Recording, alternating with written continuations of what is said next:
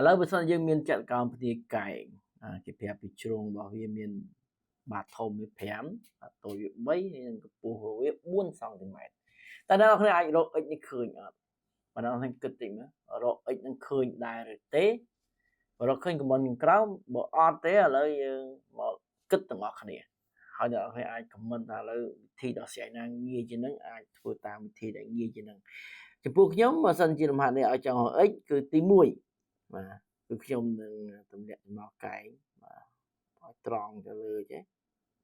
ហើយបានខ្ញុំទម្លាក់ចំណោកែងអញ្ចឹងតែកាលណាខ្ញុំដាក់វាកែងអញ្ចឹងខ្ញុំបានកន្លែងនេះគឺជាគឺជាចក្រកែងដែលជ្រុងនេះគឺជា4សង់ទីម៉ែត្រចឹងពេលខ្ញុំទម្លាក់ចំណោកែងអញ្ចឹងខ្ញុំបានអាហ្នឹងកម្ពស់វាគឺ4សង់ទីម៉ែត្រហើយ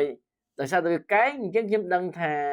ចន្លោះនេះគឺ3សង់ទីម៉ែត្របាទហ្នឹងគឺ3សង់ទីម៉ែត្រដោយសារតែបវាយទាំងអស់វា5ចឹងខ្ញុំដឹងថាបន្លោះនេះប្រហែលសង់ទីម៉ែត្រនេះអានេះគឺ2សង់ទីម៉ែត្រដល់ឃើញទេចឹងទៅពេលដែលខ្ញុំដឹងជ្រុងជាប់មុំកែងនៃត្រីកោណដែលមាន x គឺជាអ៊ីប៉ូតេនីសនេះបាទយើងស្គាល់ជ្រុងកែងវាទាំងពីរជ្រុងជាប់មុំកែងវាទាំងពីរខ្ញុំអាចប្រើទ្រឹស្ដីបត់ Pythagoras នឹងឲ្យចាំទៅបត់ Pythagoras x ការ៉េអ៊ីប៉ូតេនីសការ៉េស្មើជាមួយជ្រុងជាប់មុំកែងការ៉េបូកចូលគ្នាជាមួយ4ការ៉េបូកជាមួយនឹង2ការ៉េស្មើជាមួយ16បូកជាមួយនឹង4ស្មើជាមួយនឹង20ចឹង x ការ៉េស្មើ20 x ស្មើប៉ុន្មាន x ស្មើជាមួយនឹង20ចឹងចម្លើយត្រឹមត្រូវយើងឃើញហើយគឺ D តែអ្នកនរគ្នាមានវិធីណាដោះស្រាយលឿនជាងហ្នឹងទេឬក៏មាន